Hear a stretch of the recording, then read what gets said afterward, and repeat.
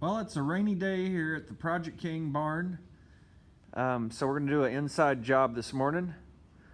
I have this new bench vise from Yost. I'm going to be installing it on this Husky roll-around cabinet workbench that I picked up during a Black Friday sale at Home Depot. So I'm going to take you along. We're going to see how we mount that vise to the wood top. And I'll also show you a larger vise and how they're very similar and how you mount that as well. So let's get started. We have our hardware, got our drill and drill bits. So I'll put the camera on the tripod here in a few minutes and show you how we get it done. Also, right now I'm going to show you this vise and then the larger Yost vise that I have. There you go. So the big vise is an 880. And the small vise is a 445, and you can see there's a dramatic difference there in size. I've got a little razor knife there to kind of demonstrate the size difference.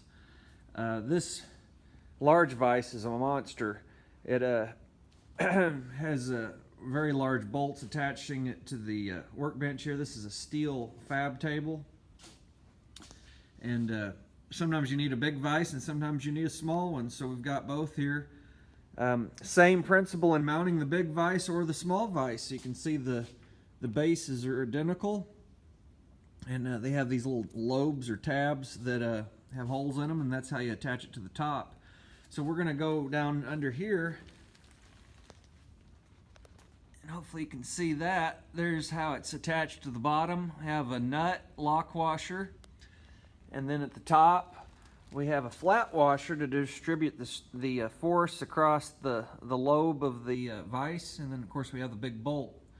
So we're going to do a similar setup here, except on the bottom I'm going to also use, on the bottom here, I'm also going to use a flat washer because we're attaching to a wood top. Not necessary on this big thick steel table, which is probably at least a ½ inch thick. Don't be fooled by the size there. This vise is gigantic. So it looks, the table looks a lot thinner than it actually is. So let's move the little vise back over to our shop table and we'll get started. Here's the tools we'll be using. Got a scribe, open end wrench, ratchet with a socket, a hammer. It's a dead blow. It's just used to bang the vise around if you need to make a slight adjustment. Got a tape measure, square, and a drill with of course, a drill bit. That's a 3/8 brad point. All right, we have the vise on the bench, and I've got it placed in the rear here so that I can spin it and use it on either side of the bench. Also, I've got it on the back corner, which is probably about the strongest part of this particular toolbox because it's back on that corner away from the drawers. Of course, with this type of application, you don't want to beat on this vise really hard because this isn't a real solid work surface. But for general duty stuff, it's going to be really pretty nice. So what we want to do is get this lined up accurately. And I'm going to get a square to do that. And I'll be right back. All right, I've roughly located the vise. I have it squared up there. If you'll notice, I've got a mark here. That indicates that there's a screw that attaches this top to the case of the workbench. And so I located that by running my hand under there, under the top drawer. There's also a vertical support piece here underneath the top that I don't want to hit as well. So I've placed this vise where I think it needs to go on this bench. Take your time doing this so you don't put multiple holes in the top of your bench.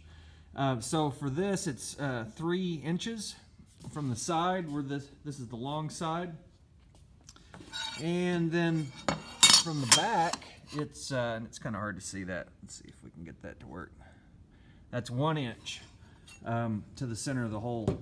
So next step is I'm going to take my sharp pencil, make sure it's sharp.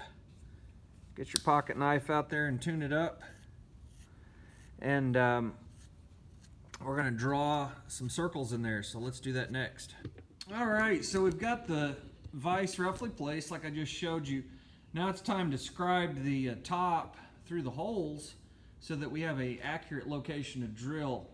Now we could use our pencil there to do that, but because these holes are fairly small and they're deep, I'm going to use this pick.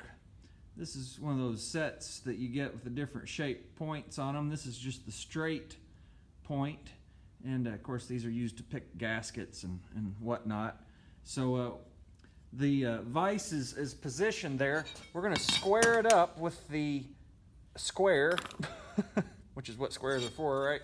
So we're going to square it up because this vise has a symmetrical base. This base is completely symmetrical. We can use that square to position it on the top.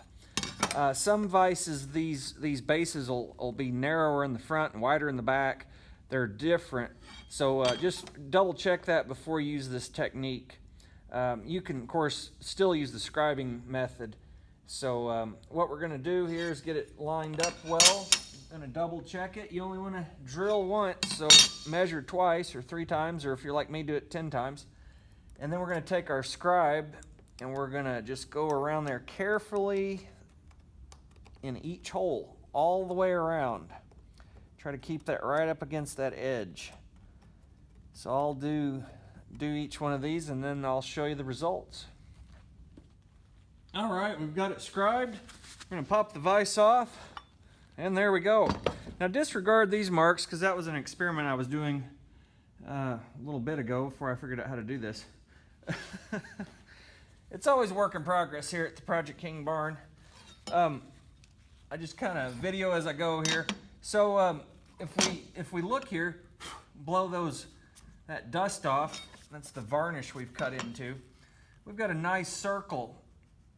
Now, some of them may be a little bit oblonged because we couldn't go all the way around the circle correctly because we might have bumped, you might bump something, you might bump the top of the vise or something. But anyway, we're basically got a center point now. We can see the center of that circle. And now we can go ahead and mark it. We can put a center point with our same little tool. You can use an awl to do this as well. It'd actually be preferred.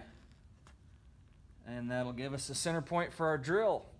Now, I would recommend double checking that again. You can take the vise back onto the tabletop, put it back, and then you can sight down with a flashlight in the holes and see that your center point is in the center of the hole.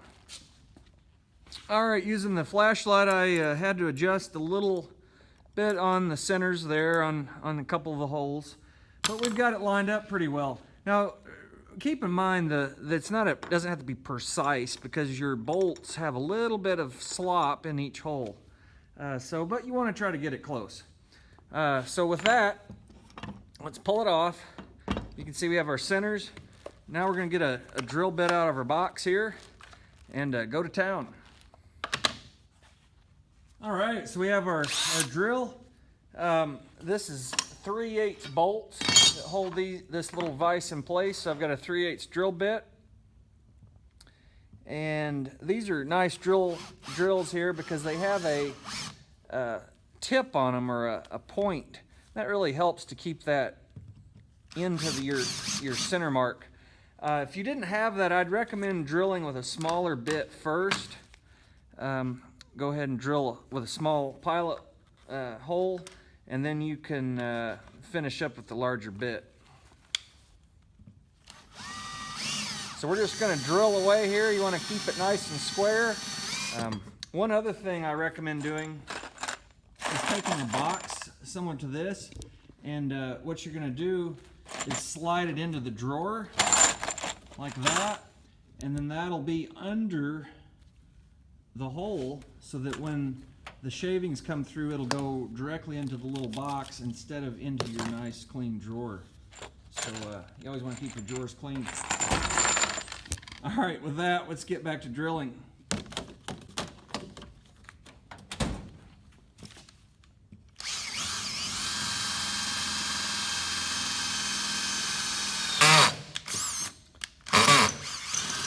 I've got the clutch set on this drill, so it's gonna, when it goes through the metal, it's gonna stop it a second, and that's good. That keeps the hole clean when you're going through. You don't want to really booger up that metal.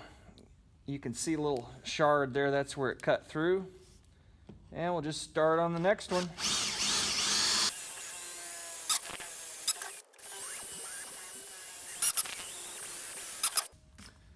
One thing to mention is if you have a shallow drawer, be careful when you go through the top. You don't want to damage something that's underneath the top of the workbench. So there we go, we got our holes in. All that measuring and fussing was worth it. They look good. One thing you might want to do if you're extremely picky, you might want to clean those holes up a little bit there with a pocket knife. It's completely up to you, not necessary. All right, let's get the vise and see how it fits. So we're going to put our bolts through.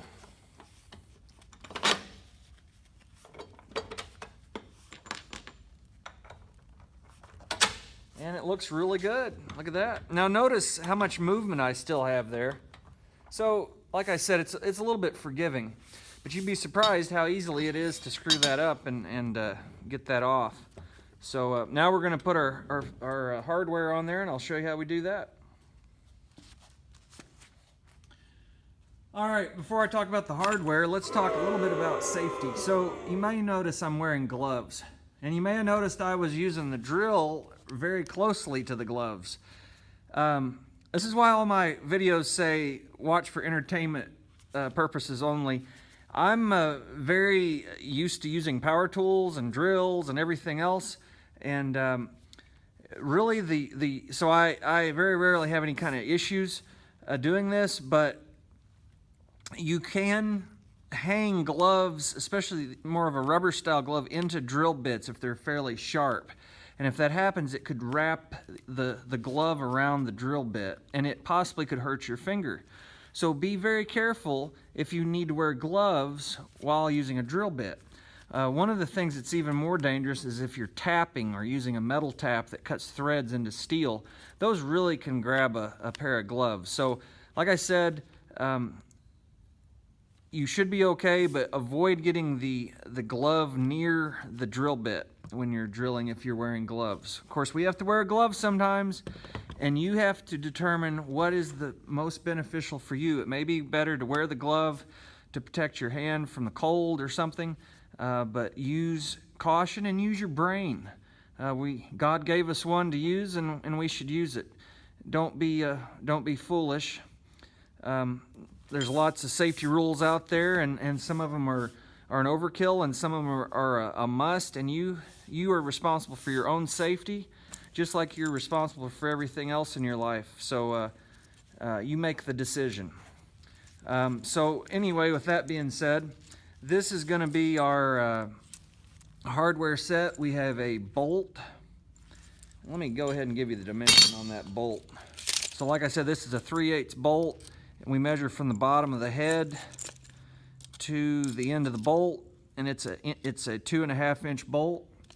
Then we have a flat washer on top, we have a flat washer on bottom, then I have a lock washer. The reason I'm using that setup is I have a casting that I don't want to break, so I want to have a nice flat washer to distribute the load across that casting lobe.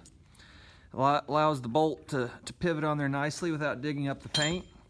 And then I have a wood top, so I want to put a nice flat washer on the bottom to distribute the load on the bottom of the wood top. Then I have a lock washer to secure the nut to the bottom of the bench so that the vise doesn't loosen up. So that's our hardware setup for this particular project. Always think about your hardware and what you're bolting and about your loads and so forth. That way you'll have a really good solid setup. So let's get some wrenches and tighten this thing up. All right, we got our wrenches. Looks like it takes a 9/16, so I'm going to use a 9/16 open end wrench. Well, it's a combo wrench. It's got an open end and a closed end. and then this ratchet with a 9/16 deep well socket. So we'll use the ratchet inside the drawer, and we'll use the combo wrench up on top. So first step is going to be to get this nut lock washer, flat washer combo up underneath there. And you may need to take the drawer out if you struggle with getting bolts started, because it's kind of a tight clearance there. But keep working with it and you'll get it. So I'm going to get all these put on there, and then we'll go to the next step. All right, I'm going to change my mind about where to use the wrenches. I'm going to use the ratchet up here at the top, and use our combo on the bottom. So I've got all the bolts and nuts put on there. They're hand tight. Also double check, make sure your vise is square on the table before you tighten it up. Looks good. And then we'll just reach under there with that combo wrench on the closed end, get it around that nut. And of course you can just run that ratchet by hand there. And what I like to do is go around and get them snug all the way around with the ratchet first, and then come back and do my final tightening.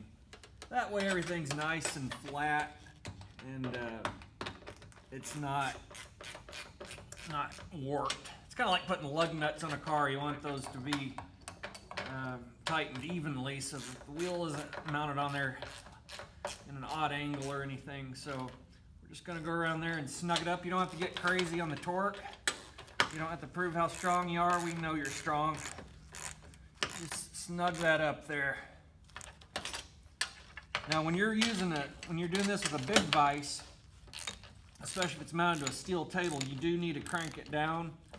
I'd go up to probably about 60% of the 60 to 70% of the recommended torque for that size fastener. These cast bases aren't super strong compared to say a piece of just straight steel. So I'm a little leery to run them down at real high torque, but you don't want the thing moving around either when it's put under a big load. So you just want to get that base nice and firm, and just keep going around here with the wrench. Of course, it's a little awkward here because we have to put our hand in the drawer. Makes it a little bit of a reach, but like I said, you can take the